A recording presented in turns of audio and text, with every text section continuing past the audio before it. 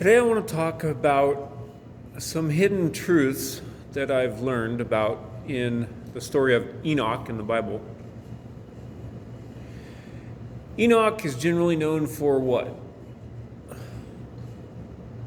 Walking with God, and he was not. So generally when people think of somebody walking with God, they think of Enoch.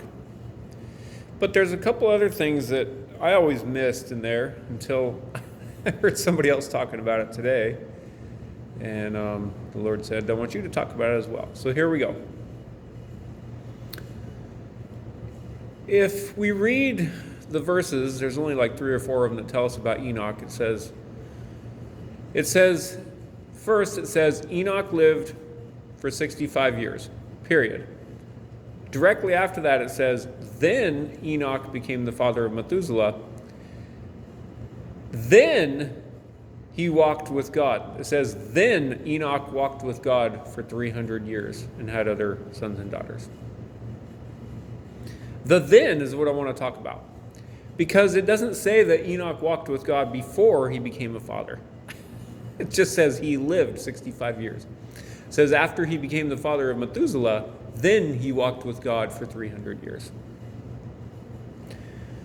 Why is this important? This is important because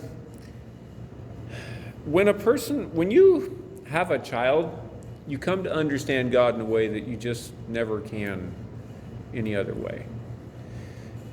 And not to diss people who don't have kids, because I know there's plenty of people in the world who don't. And I don't want to limit God, because God can do whatever he wants with whoever he wants, right? He is God. But there's something about having a child. And it could be adoption, it could be having a stepkid, right? It could be fostering, it could, there's more than one way to have a kid. But any way you slice it, there's just something. When you have your own child, you come to understand God in a much more real and comprehensive way. And I'm going to share with you personally what that has done for me. It has done some really great things, which is why I recommend it in any of those ways, right?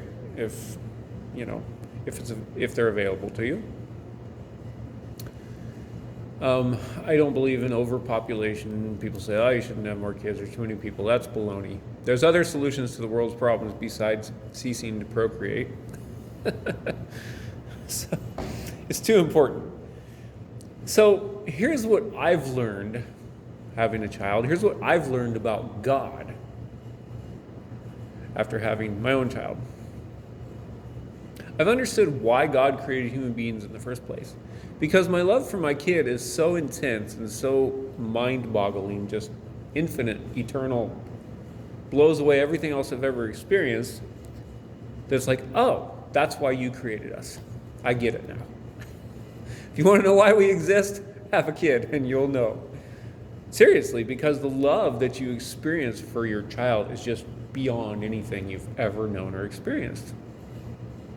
It's eternal and it's infinite. It's like, you realize, oh, that's why God created us. That's why he sent Jesus to die for us. That's why Jesus did it. No problem. Right? That's why they take an interest in us at all, right? Instead of just leaving us to our own devices, right? And going off and partying on the other side of the universe somewhere. It's why they do everything they do, because that love is so potent. Here's what else I've learned. The lie of hell. There's no eternal hell burning in hell forever. Because any decent father would not do that. Okay? Now, I understand what the Bible says. I know the Bible very well. Okay? But I also know that the Bible is not the be-all, end-all. This is what I've learned having a relationship with God. It's like, it's just, there's a lot of things in there that we don't understand. So, what I have also learned, though, is that consequences for actions are a part of love, right? Discipline is a part of love. Those things are certainly components of love, and we can certainly expect those things from God, okay? But that's much different than saying, God's going to torture you in hell forever, right? Consequences for actions are a component of love. Okay? So, anyways, it's just very...